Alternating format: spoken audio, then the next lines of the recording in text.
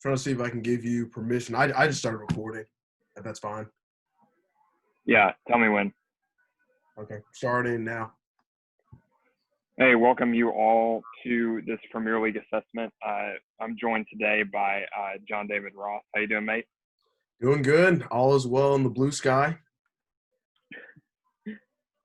How's COVID affecting you, mate? I've been doing well, just, spending a lot of time with family, getting caught up on some schoolwork, and, of course, Premier League football. That's been a blessing. What about you, man? I'm just full-time work and just cracking away at Premier League football as well as you. So, Absolutely. I guess the point of this meeting today is to just accurately take an accurate assessment at the Premier League and take a look at what the remaining fixtures are, maybe transfer window, and obviously what key players have been standing out as of recently. So to kick things off, I guess you prompted me with my team, Manchester United. What certain things do you want to know about, and I guess the question you're looking for is like what's our game plan for the rest of the season? Right.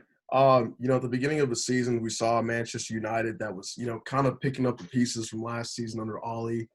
I know that he's, put a good squad together. You guys have a lot of young players in the team that are hungry, they're fresh, and they really want to win trophies for the team.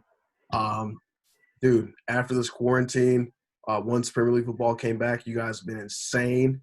You guys played four matches back to back where you guys scored 3 goals. We've seen young players like Greenwood emerge. And we've also seen your front three has been phenomenal together. Bruno Fernandes, that is the man of the hour. Bruno Fernandes, he played in Portugal. He was insane there. There are a bunch of different question marks about him, but I think he's passed the test so far. Yeah. So I think he's made a massive impact for us as a team. As you know, as we started off with a really good fixture, like our first match of the season was against Chelsea. We smashed them 4-0. Right. And then we kind of just dropped off, and we're like the quality just kind of like dropped off a little bit. And we started losing to teams like Newcastle and Bournemouth and all these teams that they would just nick a goal, and we couldn't mass an attack together to be able to equalize or even win the game.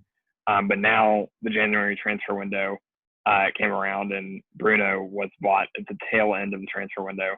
And now, since February, we've been on a ball, and now we have the opportunity to clinch top 4.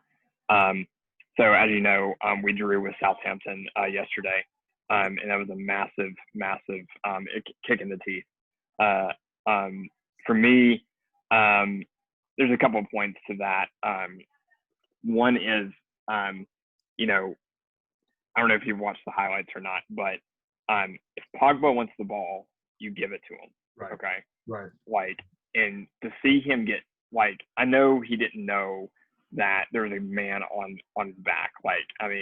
But you should, as a world-class midfielder, you should not be getting turned on. You should not be getting stolen from or picked off like that. And he did, and it resulted in a goal for Southampton. Was it a poor pass on De Gea's part? I don't think so. I think it was a strong enough pass. But you should know that if, De Gea is a world-class goalkeeper, right.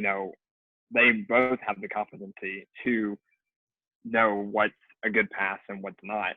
And he made that direct pass to Pogba, and he screwed it up for us. So I gave him a solid 5 yesterday, 5 out of 10 as a performance level. But as far as the second goal, the equalizing goal at the last extra time minute, zonal marking. That is a thing that it's a new thing, new tactic. Been used by Premier League sides, and it doesn't work. It literally doesn't work. You have a particular zone, right, and you mark it, right, and that's it. And so, for me, you don't use, if something doesn't work, you don't use it anymore. You throw it in the bin and get on and move on. but I was listening to the United stand today and or this morning, and they were saying that um, that if that was one of our primary captains under Van Hal, and I think maybe under uh, Ferguson. I don't know if he lasted that long, but Nemanja Vidic was our captain for a while. Mm-hmm. He was a world-class center back, and if it was him instead of Maguire, like he would have said, "Get the bin zonal marking. I'm going to go for this ball. I'm going to clear this ball, and we're going to win that match." Now Maguire didn't take that, and as the captain, I expected him to like step up and say, "Screw you, Ollie. Screw you, McKenna. Screw you, Carrick. I'm going to go get this ball and clear it." So, that's the way I feel about this. But the draw, it's okay. We're level Right. with Leicester Right. right now. The only thing that separates us is Right. goal difference. So that's my take on Southampton's game. But we're still in this for sure. So with Maguire, it's kind of interesting that you brought him up. I was over here actually this morning, making up my, Premier League team of the season so far kind of thing, right? I have Maguire in the team. I think he's been phenomenal this season. He's top 3 for, interceptions. He's top 3 for tackles. He's top 3 for headers won, both in, your own half and both in the other team's offensive half as well. So with Maguire, do you see him, maybe not communicating with his team as defensive? Is it a defensive issue or is it a leadership issue? What do you see that as? I think a little bit of both. Honestly, we already know that Maguire lacks the pace. Right. Um, uh, and so with that being said, that leads into uh, does Lindelof have the pace? And the answer is no. No. That center back partnership is key. And if you're gonna work like somebody like Maguire, he's gonna have a massive like aerial like clearance rate, But you need somebody with pace to be able to get back if there's a counterattack like produced by any Premier League side. So I think it's a little bit of both. I think the captaincy given to Maguire is a little. I understand why. Yeah. He does have leadership traits, Right. but my position on the captaincy is that to be given to anybody with the most leadership qualities, and I think that's Bruno Fernandes. Right. I don't think that it's anybody else. I think Pogba's there too, but I think that I think Bruno, he's pointing, he's telling people what to do on the pitch, so I don't see a reason why that Ollie shouldn't release that from Maguire and give it to Bruno. Right. He's just such a football. He has so much football intelligence. It's unbelievable.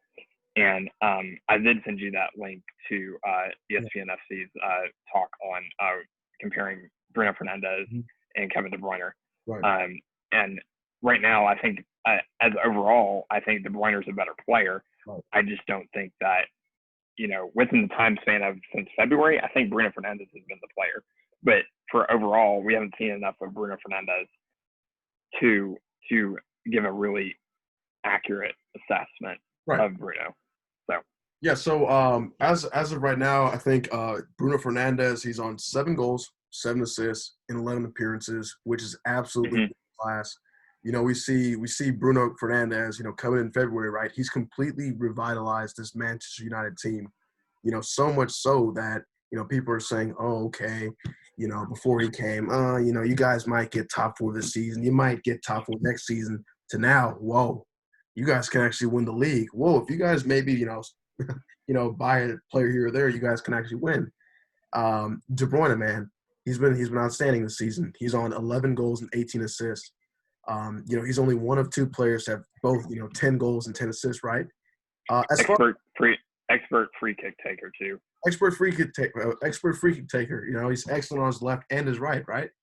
But as far as impact, I do think Fernandes has had a better impact, since the turn of the year. I agree.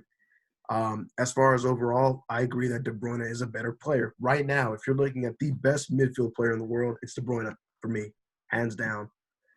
If you look at other leagues, you have players like Thomas Mueller. He's putting up 20-something assists. Luka Modric, of course, is phenomenal. But Premier League-wise, Bruno and De Bruyne, they're the top. I think that some of the comparisons are a little bit too premature. I think if Bruno Fernandes had played the entire season, then yes, those comparisons for overall best player could be made. But Yeah. time will tell. Next season is definitely going to be an interesting season to watch for sure. It's going to be a test for everybody, I think. Once the transfer window happens, we're going to be able to make moves on Sancho and hopefully make moves on Grealish from Aston Villa, because I think Villa are going to get relegated at the end of the season, which is unfortunate. I love Villa personally. I love their heart. I love their strength as a football club. It just brings some new life into the Premier League, and to see them get relegated is just a dang shame. Yeah, but Norwich are crap, so they deserve to get relegated. So, and they're going to get crushed today. I don't even know what They're the winning score right is. now. They're winning right now. It's halftime. Giroud scored a goal, and Okay, yeah, they should be losing that game. let me see. Yeah. Yeah, it's 1-0. Yeah. And it's Giroud at halftime. Yep, he scored at the last minute before halftime. Yeah, good. Yeah. So I mean, a draw would be nice. If they could level it for us, that'd be great. But we'll see. We'll see what happens. But Chelsea have a tough run. If you've looked at their schedule, they've got Wolves and they've got Liverpool coming up. Right. I don't see them taking all 6 points from those two games. I just don't. No. I see them either losing or drawing one of those, or losing both. Yeah. Which I don't know. I think they could do both, but that would be great for us if we beat Palace. If we beat Palace on Thursday, yeah, and that's a 2:00 game, and then we have West Ham on Wednesday, and then we have the FA semifinal. Yeah. I think on Sunday. I think that's right. And that's in the morning. I think it's like 10 or 10:30 or something like that. But that the question came to me that's been coming up and a lot on Twitter and stuff is whether Ollie will start the first team squad like consistently, because he's been doing that for like 3 games now, sticking with Martial, Greenwood, Rashford, and then midfield you got Matic, Pogba, and Bruno Fernandes, and then in the back you have Shaw. Now Shaw rolled his ankle against Southampton, so that was in like the 87th minute or something like that. So we don't know anything on him yet. So we might have Brandon Williams there, and then we have Maguire, Wan-Bissaka, and Lindelof at the back and De Gea and goal. So the question is whether he's going to stay with that squad and keep the priority on top 4, or is he going to go all on Chelsea and just say screw whatever you're talking about. I'm going to go in for the FA Cup. I want silverware as well. Right. What do you think? See, I think that Ollie should stay with the same starting 11. That's the starting 11. Give or take that he's going to be playing next season. I don't know. Is it a fitness issue? Are there younger players that he wants to give more time? What's going on with that?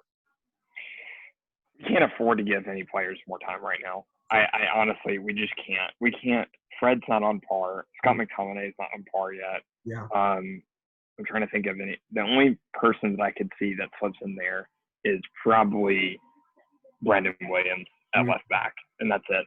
Yeah. And that's if Shaw gets hurt, he has to go there. Right.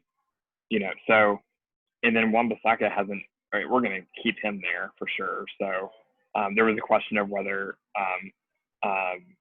Ollie will bring Diego Dalot in because Wan-Bissaka may not be, we might need to rest him, for the West Ham game. So I don't know. I think we stick with the squad. I really want to beat Chelsea. I really do.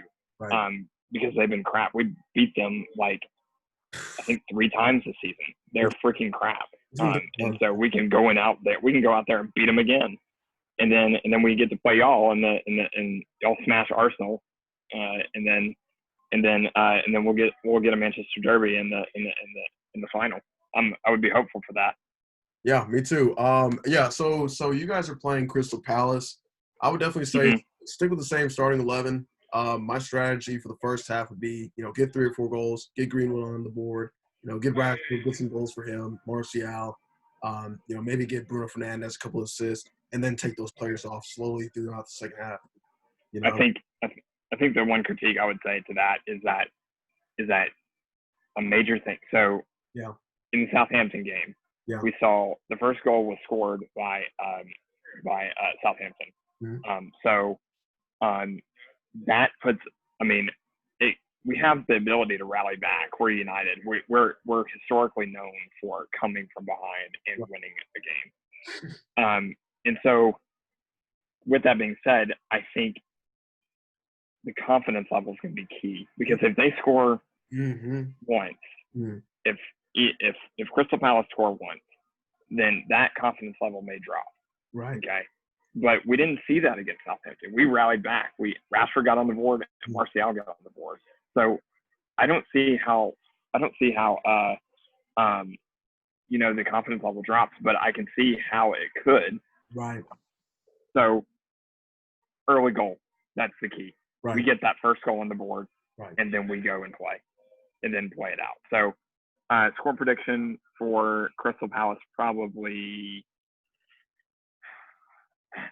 I was going to say 3-0, but I think conservatively 2-0 at least. Keep a clean sheet, 2-0. Yeah, I've got 3-1. Yeah. 3-1. Okay, that's fine. Yeah.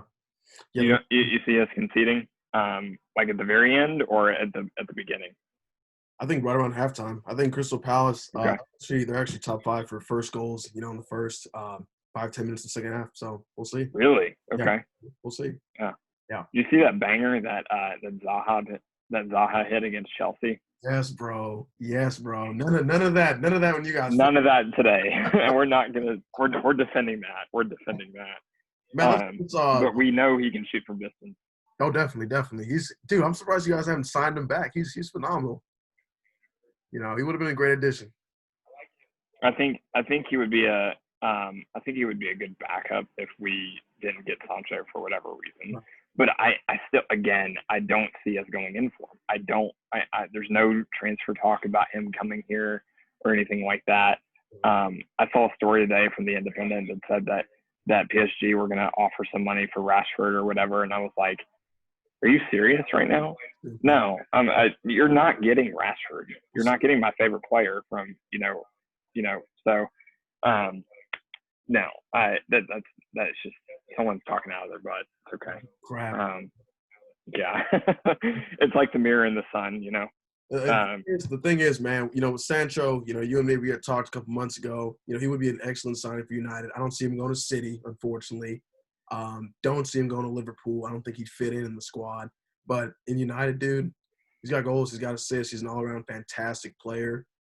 And that link-up, man. You guys have got some really nice young English talents. Exactly. Yeah, I think the nationality is going to be key. And then if we get Champions League football, that's going to be a plus for him to show off his skill in the Champions League. And he's already got experience in the Champions League too. So, with Dortmund and stuff. So I think he'll bring a special talent to the team.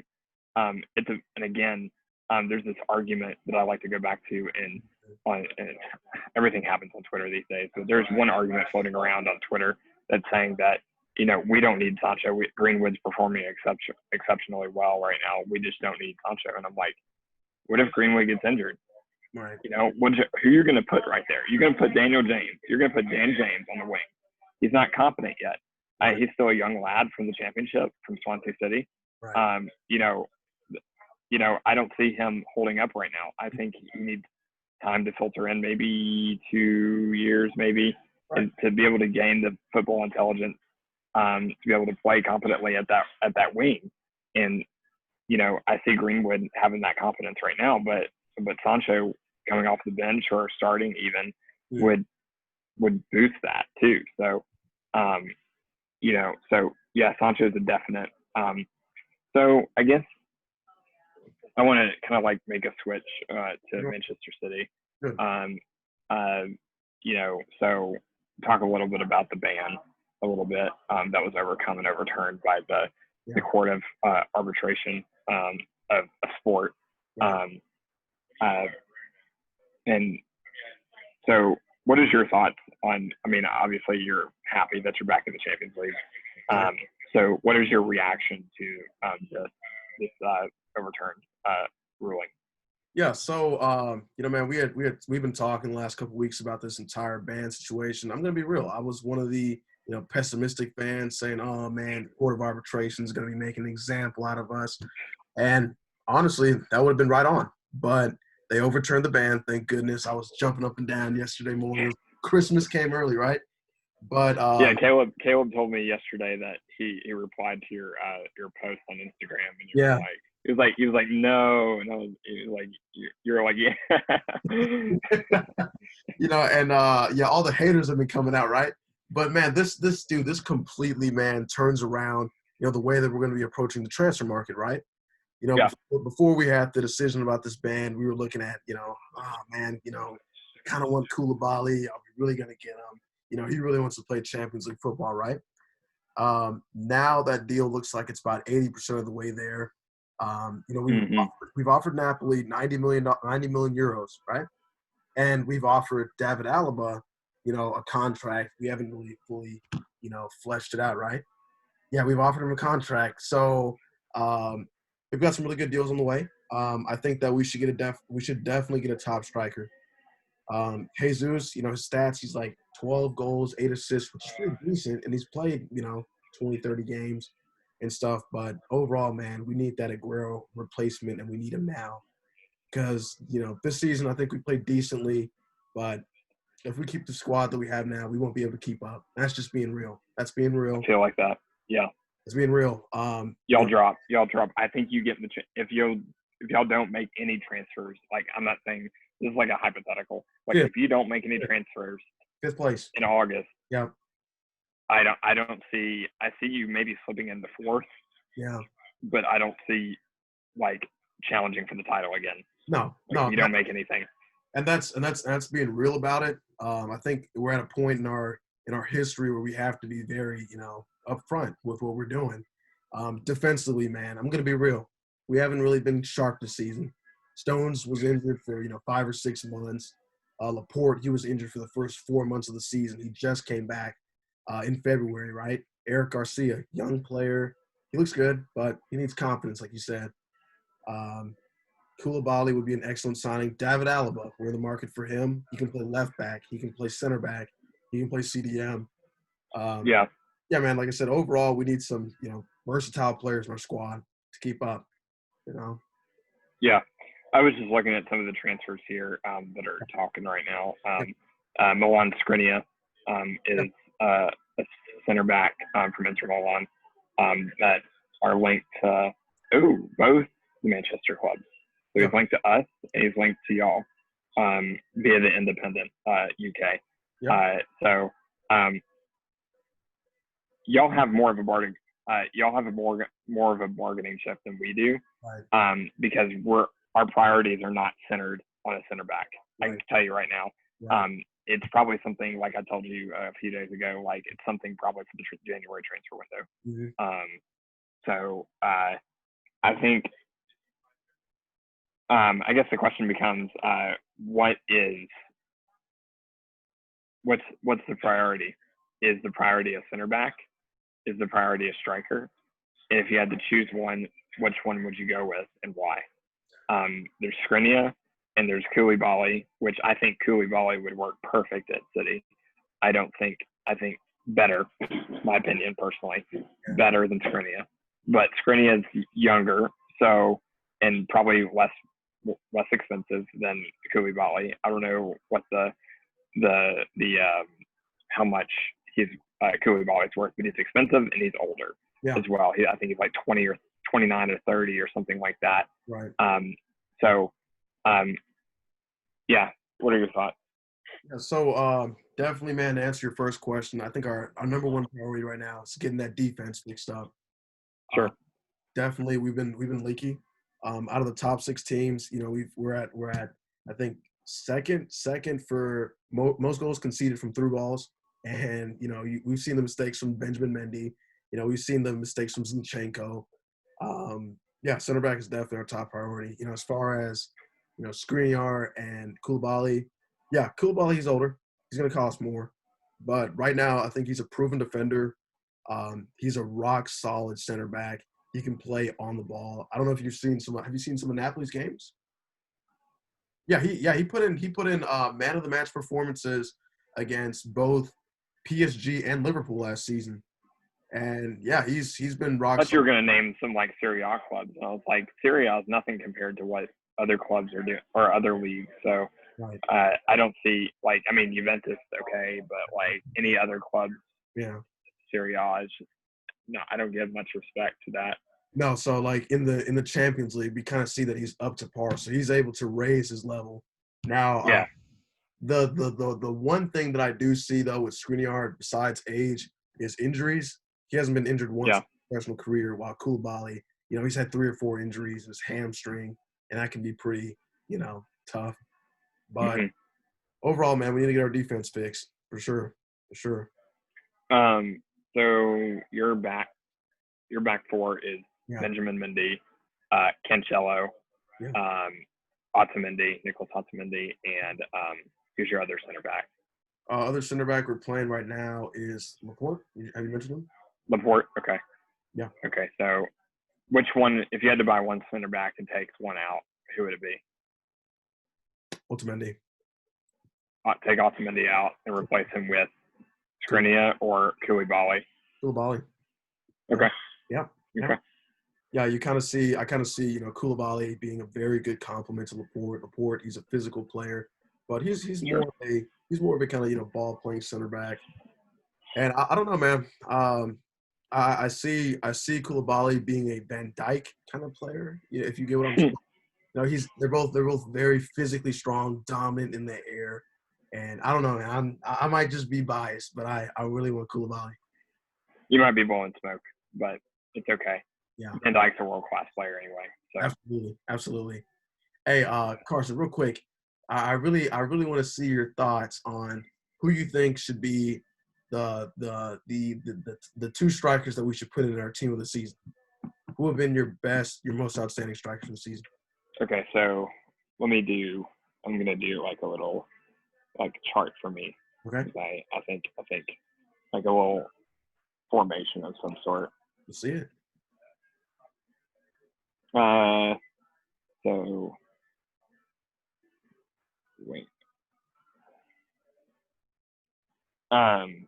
So let's see, and then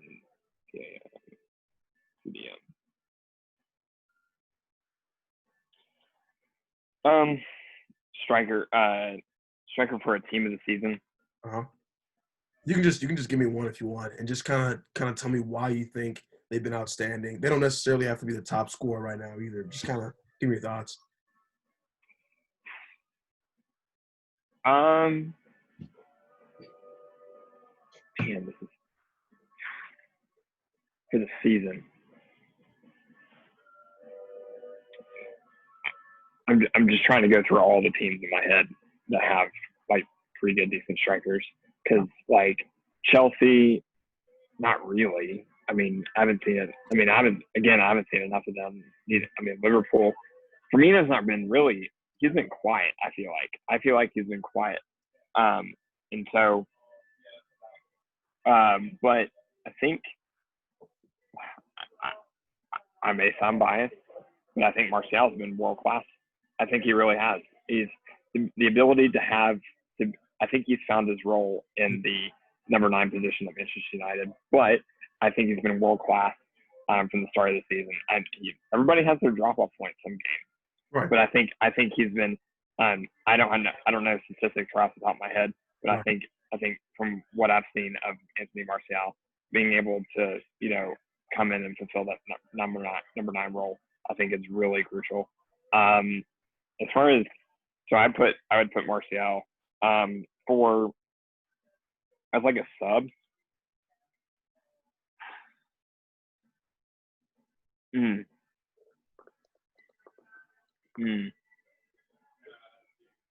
I would say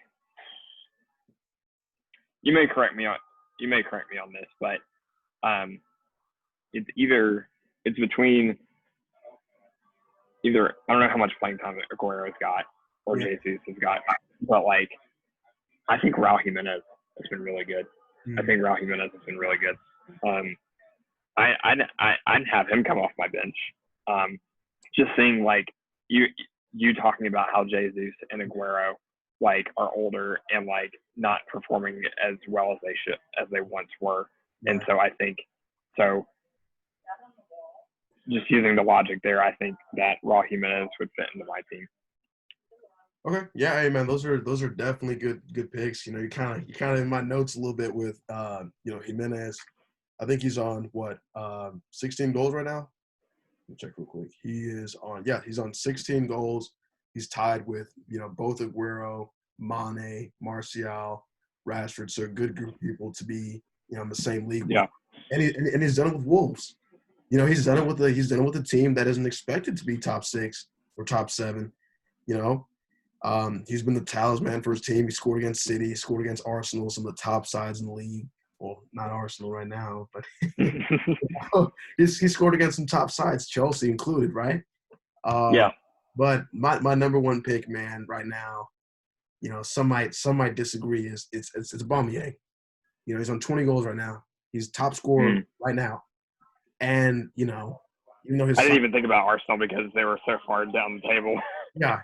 I mean, yeah, exactly. Arsenal have been trashed. They're like 9th or 10th in the league, right? But he has been that one striker that has been consistently pulling them forward, right? Sure. Lacazette, he's underperformed. He's only scored, like 7 goals, which is not good for a Premier League striker, right? Yeah. And, we're talking about transfer rumors and transfer targets. Aubameyang leaving could really send Arsenal back into the bottom half of the table for good. That's what I think, So, okay, so now we got our strikers figured out. Okay, this is the contentious one. This season, goalkeeper. All right, stop, bro. Nah. We're not gonna go there yet. This is what we're gonna do. We're gonna talk about the best midfielder in the Premier League this season. Oh God, we've already talked about this, touched on this. So for the entire season, we have De Bruyne. Right. Okay. And I think De Bruyne right now. I'd still he's a CAM, right? De Bruyne, yeah, he plays center mid, but I don't. Yeah, he can go Cam. Okay. Yeah. I'd still put De Bruyne over Bruno, but I would like them in the same team. Right. If I had the choice, I'd put them in the same team. I think their link up would be phenomenal, outstanding. But I would choose, if I had to pick one, I'd put De Bruyne. Okay. Just because statistically and what he's Premier League proven top Champions League player, Definitely. For all those reasons, So I put De Bruyne in at CAM. Okay. Yeah, I'm playing a 4-4-2. I've got De Bruyne and Bruno as their center mids. I've got Mane as left mid. Right mid, I have Sterling. I picked Sterling over Salah. He's got what? Less goals, but I think he's had better impact. Salah to me has been kind of under the radar a little bit. I think he's been carried by Mane, but that's fine. Is Salah right or left? I can't remember. Salah's a right mid. Okay. Yeah. So I put Salah there, and then I put Rashford as my backup. Okay. I'm gonna put Martial as backup for left mid. Really, you'd stick him on the left mid? Okay. Yeah. Any particular reason why?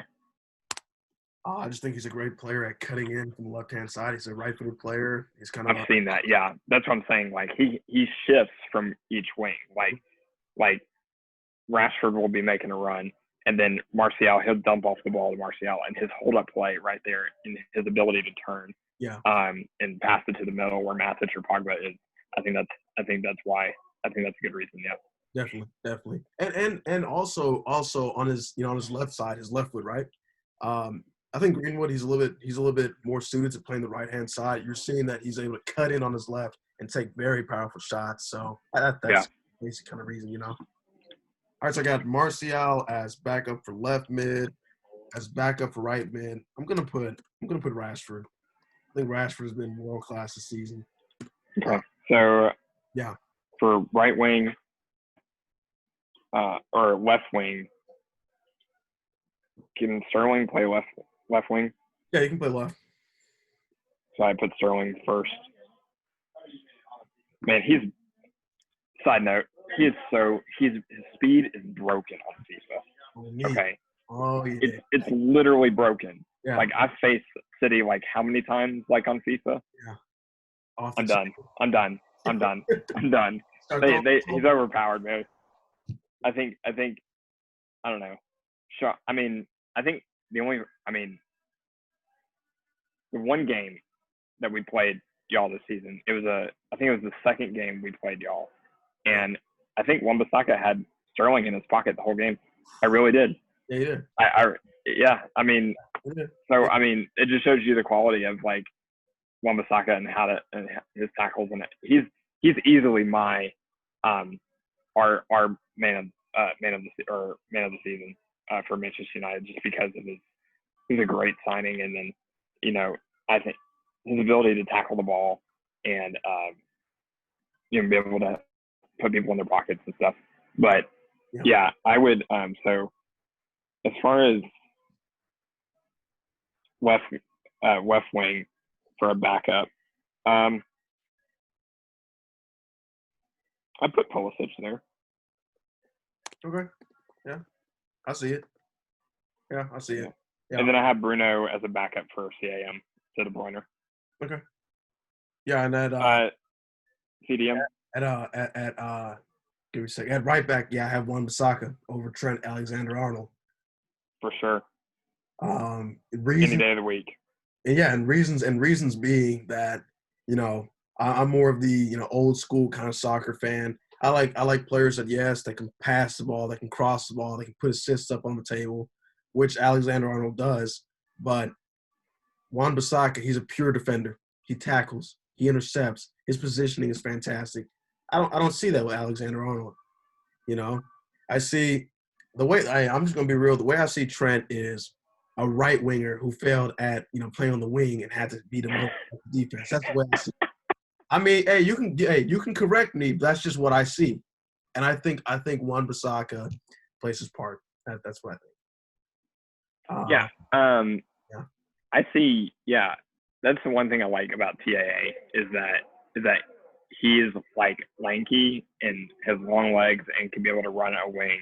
Right. Like, and the only thing that's lacking from Wan-Bissaka, and he'll learn this like over time as he plays, but his crossing ability is a thing that needs accuracy. And he's put some decent crosses in, but I think next season he'll be able to prove that he's more training and stuff. I think he'll be able to be at that wing level of a TAA. Right. You just need some more training and more game time. To be able to do that. So yeah, I put TAA as a backup to Wan-Bissaka as well. As far as CDMs go, this is going to be really interesting.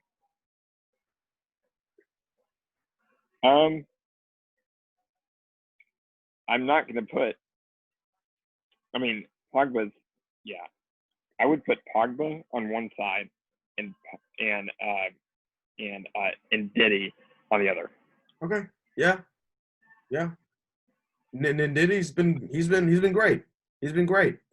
I was actually surprised at the beginning of this season. Last season he was phenomenal too. I'm surprised one of the top 6 or top 4 clubs didn't pick him up. I saw that he was actually linked with Chelsea, but nothing ever came of it. Well, here's the thing. I think the reason for that is that he maybe Leicester's trying to get other clubs to overpay for their players, because we overpaid for Maguire. We paid 80 million for Maguire, which never should have happened, but we paid it. So I think that's the reason. I think they want to keep him. Right. So I mean, that's the only reason I think that's the case. But yeah, and Diddy's a great CDM, I think. I think that when we look at top 5 or 6 teams in the Premier League, we kind of tend to overlook Leicester a little bit too. Jamie Vardy, top goal scorer in the league right now with 23 goals. Second place being Aubameyang with 20. Danny Ings on 19 at third, right? Mm-hmm. I mean, Leicester, man. When we think of Premier League powerhouses, we don't think about Leicester. But do you think we've gotten to a point where we should start considering Leicester to be a better team than Spurs or Arsenal or is it a little bit too early? I mean, yeah. I mean, the table shows it right now. Yeah. Yeah. But not when you get beat 4-1 against a relegation side. Yeah. I mean, that's absolute crap. Bournemouth did us a favor Yeah. that day. So I mean, yeah, and we screwed up against Southampton. to me, man, when I look at Leicester, I see a team that still has a bunch of potential. They're still not powerhouse level yet. They're still not proven in the Champions League. They only had 1 or 2 seasons in the Champions League, right? But yeah, there's still so much potential there. I mean, they beat who have they beaten lately? They've beaten Crystal Palace 3-0. They've gotten some good results against Wolves, Chelsea, some good results against they smoked West Ham 4-1, but they've still gotten beaten by teams like Norwich, teams like Everton, teams that shouldn't be beating them at all. So yeah, we'll give it time. Would it be safe to say they're a flip-flop side? Yeah. Okay. Yeah. Yeah. I mean, their quality for sure. They've got a lot of quality in there, but they're kind of like us this season. I mean, we dropped off at a point in time where we were losing like 1 or 2-0 to like mid-table or below mid-table clubs, and you shouldn't be doing that if you're a top 4 side. You should be very consistent. Right. I think that goes for any Premier League club. Right. You have consistency, confidence are the name of the game when it comes to football. Right. And if you don't have those, then you might be failing as a football club. Absolutely. And also ambition too. I would add to that. Sure. I actually read a report on Instagram from I think Squawka News or whatever, and they were saying that Kieran Tierney, one of the defenders for Arsenal, young new player, was actually ridiculed by some of his teammates for being super intense in training. Now, now if I'm an Arsenal fan, I'm going to be very concerned. What are senior Arsenal players doing, making fun of a young kid who is hungry and ambitious and wants the team to succeed? That's a poor. Which player is this again? His name is Kieran Tierney. He was made fun of by Lacazette, Guendouzi, Özil. Interesting. Yeah, that's kind of weird. So. Yeah, that just points to one conclusion for me, and that's if you're not going to have unity in your football club, you might as well not be a top 4 side. Right. So, right. I mean, Arsenal, you're in the bin. Yeah. If you can't have a team, if you don't have a unified team under Arteta, then you're not going to be in the top 4. I'm sorry. Get over it. So, I mean, I'm trying to think of. So, what would you put as your CDMs? Well, with the formation that I was playing a 4-4-2. I didn't need CDMs, but if I did have to pick one, can I pick one? Sure. If I had to pick one, I'd honestly put Pogba there. He's not a natural CDM, but to me, man, I think he's been the one this season. We're finally seeing motivated, happy, hungry Pogba. Since the turn of the new year, right? Yeah. Mm-hmm. Yeah, you as a United fan, you've seen it. You've seen all different levels of Pogba. 16, 17. So he's here. So I think, well, we didn't see enough of him this season because of his injury and stuff. So, but since he's come back from injury and after COVID, he's been on par. He's been good. I put him there, and he works good as he can play a CAM role, right? But he would fit better in a CDM role because his ability to launch balls. Right. I watched the highlights to the Tottenham game for us after COVID, right? And there was one ball that we intercepted in our back half, and he launched it up to Rashford, and if Rashford was on point, that's a goal. That's a goal any day of the week. So, I mean, I know Rashford's coming off a back injury as well. So that I think he was trying to be careful with that, and being careful comes at a cost sometimes. Right. And he did lose the ball. So, Pogba's a good choice for that. I don't have any backups for that. I mean, I don't know. I don't see anybody that would fit a substitution role for that. But for me personally, I'm putting Pogba there. For the reasons that we mentioned. I just think he's the most complete player in the Premier League, hands Sure, down, hands down. sure. Um, we've heard transfer talks and transfer rumors. Pogba's going to leave United. Over the years, right? And United fans getting sick of him. Now they're praising his name, right? His agent's talking to us, but you notice that Villarreal has been quiet. He's Yeah, been quiet. yeah, So, like, one logical conclusion to that is that there might be in contract negotiations to stay yeah, with United. He yeah. sees a future, and then he made a comment. He came out and made a comment himself, and it's like about Sancho. Yeah, How great it would be to play with someone like Sancho. yeah. So for me, that just leads me to the logical conclusion that he will start contract negotiations with United to play out his full entire career. So that's one reason why we need to, I guess, keep Pogba, of course, for his quality and for his ability to be a CDM as well. Center back. I'm playing with a back four. So center back, Van Dijk. Van Dijk is a starter, of course. Okay.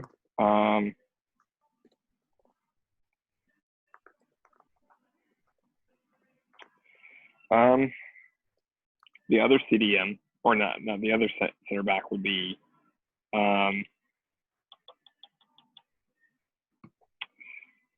City. I'm not picking any years. Trying to think.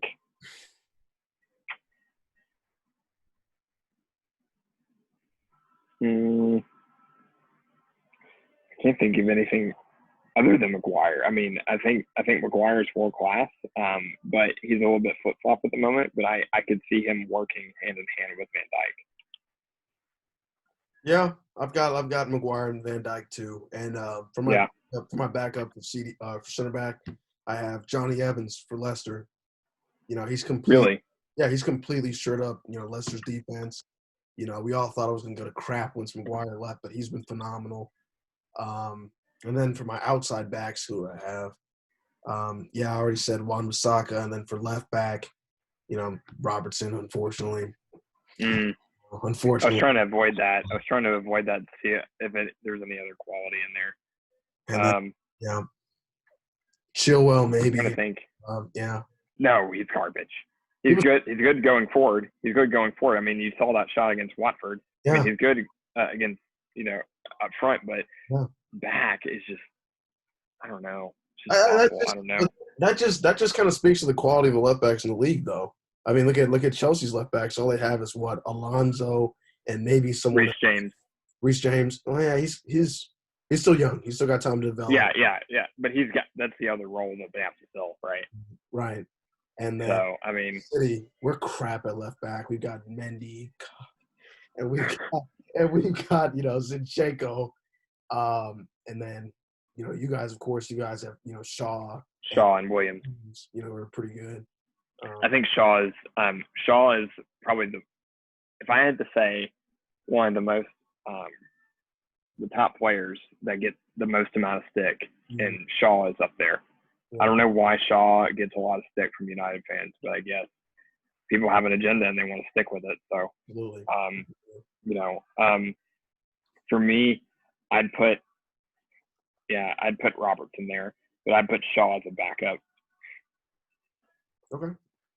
So yeah, that's a great team of the season. I think this season was kind of weird overall. Being as Corona and stuff. The coronavirus, some huge injuries, Pogba's injuries, Laporte's injuries, Sané, he was injured for 6 months, and he left it like the scumbag that he is. But I think overall, Liverpool, they deserve to be champions. They dominated the season. Had a couple of big losses, but hats off for them. They've done a good job. They almost did an undefeated undefeated season too. Yeah. But Watford screwed that up for him. So, no, because let me think. We were the only team to ever draw. They won all their games, but then they drew with us.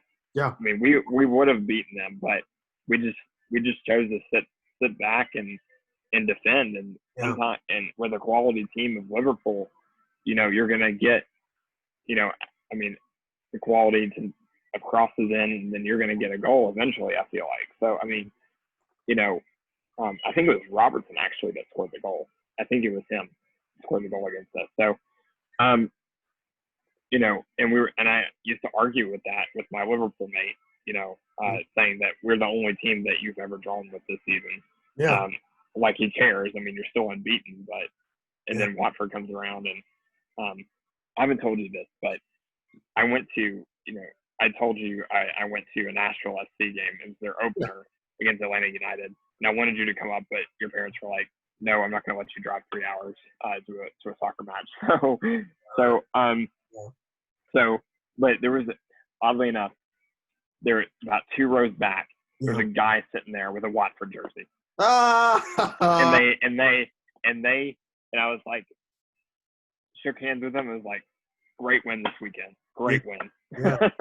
Everybody in the entire stadium came up and shook his hand, right? Yeah. Oh, there's one team that we haven't touched on, I think, and that we're missing. Yeah. In this whole equation, Everton.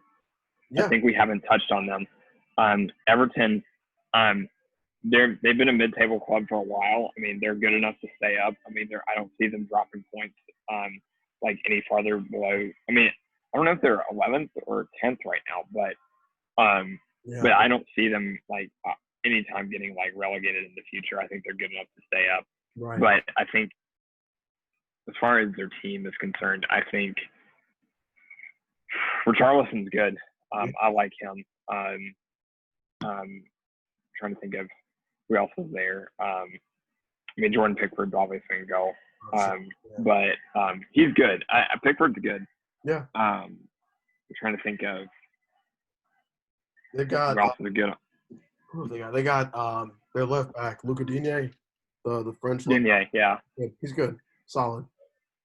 I'm trying to think of Sigurdsson's been there for a while. He's the Iceland countryman there. And then trying to think of Calvert-Lewin's up top with Richarlison. But they have a world-class manager, Ancelotti. Ancelotti's a world-class manager as well. And I think he'll be able to bring in some quality while he's there. Let's take a look. You said that, let's see. I saw some stuff today about some pictures of Leroy Sané and some training clothes for Bayern Munich. I don't know if you saw that, but that is that upsetting to you? Honestly, man, at this point, I'm not really surprised. You saw the trouble last season that he got in, with Germany, and obviously getting excluded from the World Cup. They said that, he got dropped in the national team due to attitude reasons, whatever that means, right? At first, when I kind of heard that from the German head coach, I was like, I don't know what that means, right? And then Sure. Pep Guardiola, 2018-19 season, the season before this one, dropped him for 10 games straight due to attitude reasons. So the thing is this, man. He comes back this season from a 6-month injury, doesn't really want to fully play. He's not really fully committed to the team. He can get out, Yeah. You guys were in the same kind of boat with Pogba, right? We weren't really sure if he was fully committed. And at one point, you were saying, hey, if he doesn't want to stay, he doesn't have to. He can leave, yeah. If he doesn't like the club, go ahead and leave, yeah. Then get out. No one's going to keep you here, right? So he's gone. That's extra money in the bank for us, and we'll put that towards Koulibaly. We'll put that towards Alaba and players that want to actually be here. No harm, no foul. What position does Alaba play? Alaba, we'll probably put him at left back. Okay. Yeah, and that'll fix that. But he plays. He's at Bayern, right? Yeah, he's at Bayern. He's playing center back right now, but he normally plays left back. So he's good. He's good going forward, man. He's good going forward. He's solid defensively. And, we talked about complete Premier League players. He'll be up there with Pogba for sure. Yep. For sure. Dude, as far as, captain's armband, you're talking about McGuire. Um, all What right, is that for City? for us this season, honestly, it's been De Bruyne. He's been leading, on the score sheets. He's been leading, on the pitch, communication by example. We've seen his Good. performances, in the Champions League against, Madrid and Yeah. other teams and stuff. So yeah, for me, it's De Bruyne. Yeah. Yeah, and Does he keep it, or do you see Pep changing? I see him keeping it. I also see that now since this ban has been uplifted, I see De Bruyne staying, and I see him becoming a City legend. Pure and simple. Yeah. Yeah. So honestly, man, like I said, next season's going to be a good season. We've seen some top signings already from Chelsea. They signed Timo Werner. They signed Ziyech. Some really good Oh, I players. thought how unfortunate would it be if Leicester snagged the fourth spot and Chelsea get Europa League? Like, if that hypothetical happens, if I'm Timo Werner, I'm gonna be sitting in my apartment being like, why did I sign for this club? Why did I sign for this club? So, yeah. So let's see. I'm trying to see here. I'm just looking through all these transfers. Yeah. Well, with Chelsea though, we've seen this season that they've gotten some good results from the top 6 teams, right? But if you kind of scroll through their fixtures online or on transfermarket.com or whatever, they've dropped some pretty massive points against the bottom half of the table type teams, So, fans online are calling them the Robin Hood Club, steal from the rich, give to the poor, right? And honestly, man, I think they need to fix their defense. They're playing Zuma and Tamori. Tamori's good, but he's been kind of shaky. Same thing with Zuma. Zuma, since the restart, he's been phenomenal, but still inconsistent. I just originally thought that Zuma would fit well at City instead of Chelsea. Okay. Yeah, I mean, I never thought about that, but yeah, he would have been. Would have been great, but I don't know. Next season, like I said, I'm definitely expecting good things on Chelsea. I'm expecting them to sign Kai Havertz. He's awesome. I understand he's a phenomenal player, but I feel like Chelsea would, go overboard if they did that. Yeah. I mean, they've already signed what? They signed Ziyech from Ajax, like in January. Yeah. I think, or not January. It was no, because if they signed him in January, then it was March. Then he would be playing already. So it would probably be, I think, February or something like that. Yeah, it was like February, March, I think mid-March. Yeah, and then he's actually eligible to play. He was actually in training a couple days ago. So. Oh, really? Okay. Yeah. So, but I don't know about how you sit on this. There's a good topic that American players, I don't care. For my position on American players is this. I cheer for you, whatever team you play for. I want you to succeed, right. Because I feel like American footballers are at a disadvantage when it comes to playing in these, top elite clubs. Mm-hmm. And the perfect example is Christian Pulisic. I think he's a great player. He's a phenomenal player. Played for Dortmund, and then he got his switch to Chelsea. Mm-hmm. And then like DeAndre Yedlin. I think he's still at Newcastle, I believe. Yeah. But yeah, so I think Josh Sargent plays for Wolfsburg or some Bundesliga team. And wherever they are, I want them to succeed wherever they go. So what about you? Yeah, I'm definitely the same way, man. I think that we are at a disadvantage here. We've got, European kids, they're playing soccer ever since they're, 2 or 3 years old. Exactly, yeah. And they get signed on to which I think needs to change. Yeah. I think that needs to change in America because I feel like we'll get better as a national team if we start doing that and raising people like that. Because for me, I wish I was raised in a house that my dad played soccer, like when he was like rec soccer or something like that. And that was the first thing I touched. Right. Instead, I touched a T-ball field for the first time. And so, I don't necessarily, disagree with that, but but at the same time, like if I look back and I'm like, you know, I could have played rec soccer and I could have been a decent player, by now. Maybe I could have been playing for the high school team, been playing for ECS or something like that, Yeah. So that's the way I look at it. It's kind of an interesting point that you brought up, man. When we're young kids here in America, we have so many different options, sports wise. Like you said, t-ball and stuff. We got basketball, football, hockey, a bunch of different sports, right? And track and field, cross country. In Europe, man, I was born in Germany. I lived there for 8 years. The only option we had was soccer.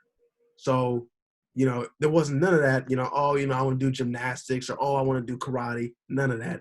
Versus in here, in the United States, we have so many different options, right? So, you got, like I said, you got these kids that are in academies, from the age of 4, age of 5, and then by the time they're 16, they're ready to play professionally, But I do think there is a lot of hope for American football. You mentioned Sargent. Sure. I think he was just named Werder Bremen's player of the season. He's been phenomenal. He's been excellent. He's a Christian Pulisic making an impact for Chelsea. If they don't sign Kai Havertz, I think he'll really step up and become that world-class player that he can definitely be. Other American players, I think there's a guy named, I think, Giovanni Reina. I think he plays for Dortmund. Yeah, he had an assist for, I think, Erling Haaland's goal, versus PSG. So we got some good players, man. I'm excited. Definitely. Historically, I think I want to kind of like switch back to this relegation battle that we're having down at the bottom of the table. We have Bournemouth, we have Aston Villa, and we got Norwich City. Yeah. Bournemouth had a big result against Leicester. Yeah. And so I think right above them are Watford, and they're sitting right there on 17th place. Do you see Watford dropping points and them getting relegated and Bournemouth going above them, or do you see this as the final 3 that are going to? Because Norwich have already been relegated. Sky Sports already announced that they already have been relegated. So the remaining 2 are Villa and Bournemouth. Do you see any of them getting out of the relegation zone? Personally, I think Watford, they're going to drop some points. They're going to be playing Man City and Arsenal. Those are 2 out of 3 games they'll be playing. They're going to be dropping points. I don't think highly of Arsenal anymore, so I think Watford may grab a draw or a win there. I don't see them. I honestly don't see them losing, but that's just my thoughts. Yeah, well, if I'm gonna be Mikel Arteta for a minute, and I know that Arsenal have kind of had an embarrassing season or an embarrassing half season under him. I'm gonna want the boys to get this last game of the season win, right? Above he wants top scorer. He wants it. Okay? Yeah. If they I'm just gonna be real. If they drop points against Watford, I don't care if they lose, I don't care if they tie. That is shameful. I'm gonna be looking at Mikel Arteta maybe not keeping his job next season. Really? Yeah. Yeah. Yeah. My Arsenal mate in the UK is not going to like that. Yeah. Well, he was Arteta. Just because just like for the reasons we like Ollie. Yeah. I like Ollie. He's a legend of the club, and he's been there, and he knows the Arsenal way. He knows the Gunner way, and of doing things. And so the logic might follow that Arsenal stick with him. I think because Ollie was at a point there. We played. I think the last game we played. And there was a lot of uproar, and there was a lot of Ollie-outers saying, we need to get rid of him. We need to get rid of him. After this Burnley game, this result was awful. Yeah. So, and yet United still kept by him. Yeah. So, it would make sense for me. It would make sense for Arsenal to keep him, I feel like. But I don't know what your counter to that would be. Maybe I'm just a skeptic. Maybe I'm just a pessimist. But for me, I'm not really too convinced with Mikel Arteta's, half season performance. And maybe I should calm down a little bit. Maybe we should give him a little bit more time, right? Ollie, that's an example. But the thing is, where I kind of disagree on that point is, let's look at the DNA of United and Arsenal. You had mentioned earlier that You know, United are great at winning back points. They do it all the time. They've done it since before, Sir Alex Ferguson was at the club, right? Arsenal are a team, man, where when they're on top, they're on top. They're winning game. They have a streak. But once they lose that winning streak, it's very hard for them to pick up form again. Versus Mm. you guys can take a loss, and then next game, we're gonna win 5 or 6-0 and come back. And okay, that was just a one-off. Versus Arsenal, they tend to get discouraged a little bit too easy. Yeah. If I look at I watch a lot of the Premier League fan TV shows on YouTube, right? When I look at United's fan club, I see a fan club that's united, and I see a fan club that's excited about the future, regardless of today's result, But when I see Arsenal, well, no, I'm saying there's a split opinion in the United fan base. Okay. I don't see us all united. And go look at Twitter. Just go look at Twitter. Okay. But that's the way it should be. Right. The way it should be for any club. You need to stand behind your club. You need to fight behind your club. Right. No matter what turmoil or whatever garbage you're going through right now. Right. And these people that are being pessimists or have agendas against certain players. Get off your high horse and start supporting the club. Yeah. So. And the thing is, that's just based off the YouTube channels I've seen. I haven't checked out Twitter yet, but I'm sure there's always going to be a divide. But even if you look at teams like Tottenham have been terrible this season. But since before Corona, get rid of Mourinho. Yeah, throw Mourinho in the bin. Please get him out, right? But the thing is, even Tottenham Stadium, man, has been packed to the brim the entire season before the coronavirus. Versus Arsenal, man, they've had 3/4 capacity, 60% capacity, and I don't know. Maybe that's just a testament to their DNA. I don't know. So yeah, we're looking at I guess as a track for let's talk track for different clubs because I want to see what your thoughts of like all these other clubs, are predicting like when are we going to have a strong enough starting 11 or bench to be able to challenge for a title or whatever. For United, I think give us 2 years. Okay. Give us a good few transfer markets to get us some good quality in there, get a good quality bench, sell some players. And then 2 years' time, we'll be challenging for a title. Hopefully, we'll be challenging for a title next year, but I don't see it happening. Yeah. I hope I'm wrong. I really hope I'm wrong, but I don't see it happening. Because unless we sell Pereira, Lingard, and Phil Jones and Marcus Rojo, those 5 players, if we don't sell those people and get some money out of them and bring some quality in, that's the reason I say 2 years actually, because you're not going to be able to sell all 5 in the transfer market. You're just not. No. So 2 years for us. What about City? Yeah. Like I said, with this ban lifted, we complete those, defensive signings. I think we'll be right back to number 1. Really? Yeah. I think we can definitely go neck and neck with Liverpool. This season's been terrible.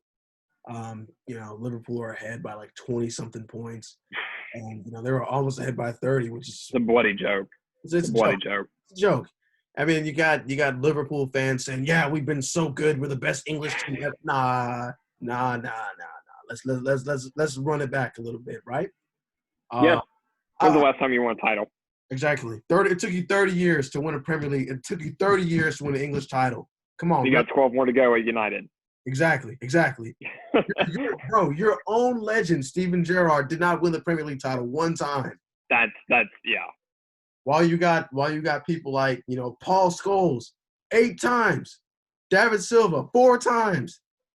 Bro, like seriously. So, let's actually kind of brings up a point I wanted to make. Is this Liverpool team better than 2004, 2005 Chelsea, 2017-18 Manchester City, and 2008, 2009 Manchester United? 2008 and 2009 United.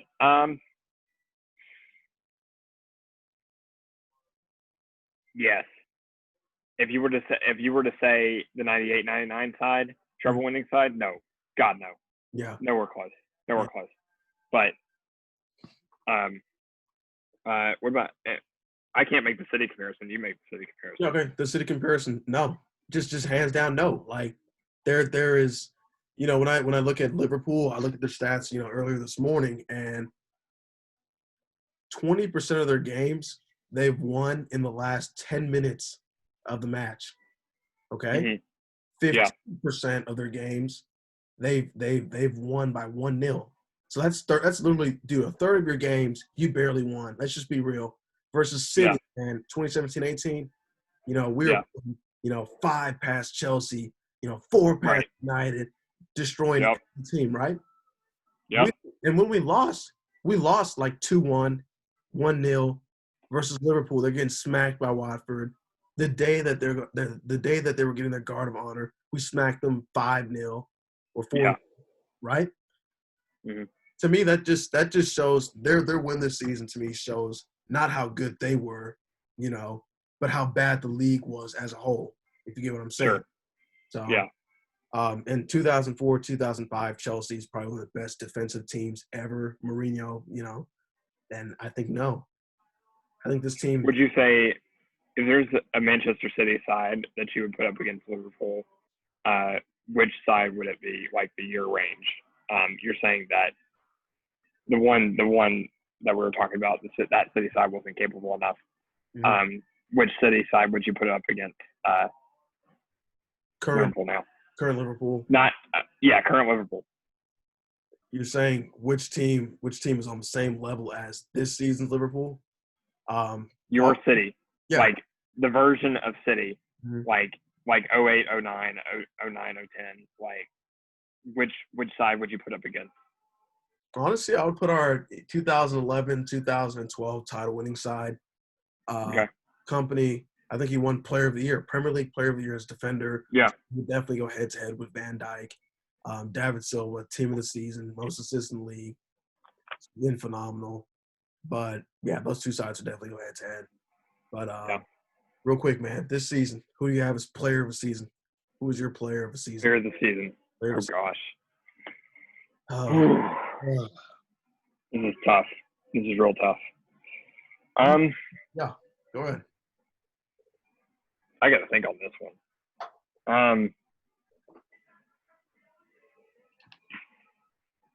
one. Sadly, it's not going to be a City player. Oh, actually, I take that back. I do have a City player as top 3. Never mind. Let's see. I put Wan-Bissaka up there. I mean, as a top player, yes. But as a United fan, I'd put him up there. Looking back overall. Okay. Salah. Okay. Reasons? I mean,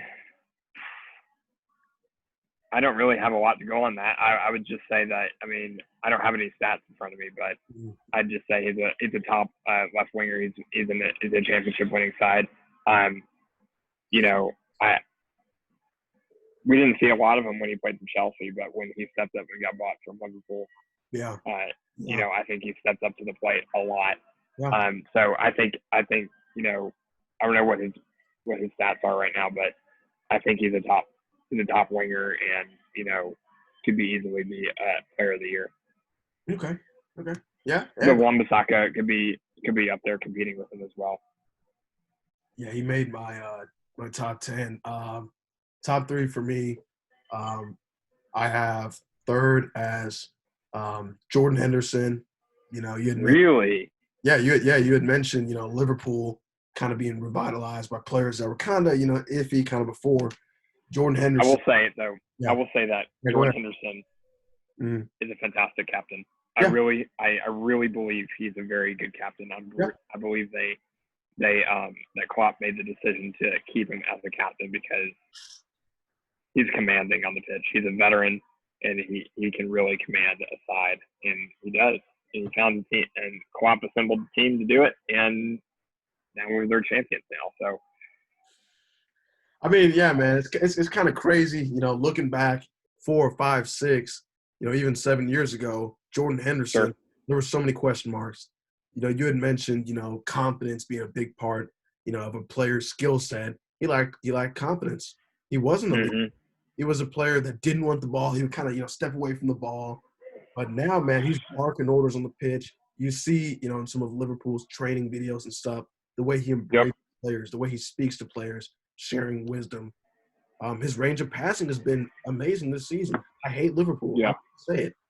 But I'm going to give credit where credit's due. So he's my number 3. Number 2, I have Sadio Mane. Okay? Mm. Mane, 16 goals, 7 assists. Phenomenal player. I think he's better than Salah. For me personally, I think he's more consistent, even though Salah's a better player overall. But for me, Sure. player of the season's De Bruyne. Mm. Bruyne's had a record-breaking season, and I think he's probably the number one reason City's at second. We would be in that top 4 race if it wasn't for him. We would probably be 4th place if it wasn't for him. By the time the season ends, he'll be on 11-something goals and 20-plus assists, which is a Premier League record, And no player has done that since Thierry Henry in 2004, Invincibles. So we'll see. So good season overall, man. I'm excited for next season. I'm excited for this transfer window, and good things on the way. Okay. Any remaining thoughts so we got you don't have a game tomorrow, don't y'all? Yep. Game tomorrow. Who do you play? Bournemouth. Let me see. Bournemouth? Bournemouth, I think. Let me see. Yeah, it's Bournemouth. Yeah, we're playing Bournemouth at noon. Yeah. And we've got And then Arsenal Saturday, which should be an easy win. Yeah. I'm trying to think of. Yeah, we got Palace on Thursday. Okay, cool. Yeah. So, I think it's appropriate to end it here. Yeah. In the recording, of course, we can talk after the recording is off. But it's a good talk today, mate. We need to do it at like this every week, just to give a Premier League assessment of what happened, over the match day. Good talking to you, mate. If you want to name out your socials. Yeah, you guys can follow me at Instagram at John15DavidR. Carson, you got yours? So my IG is C_bad23. And my Twitter is at Baddeley Carson. All right, guys. Well, we'll see you guys next week. Be sure to tune in for more Premier League updates and chat. See you.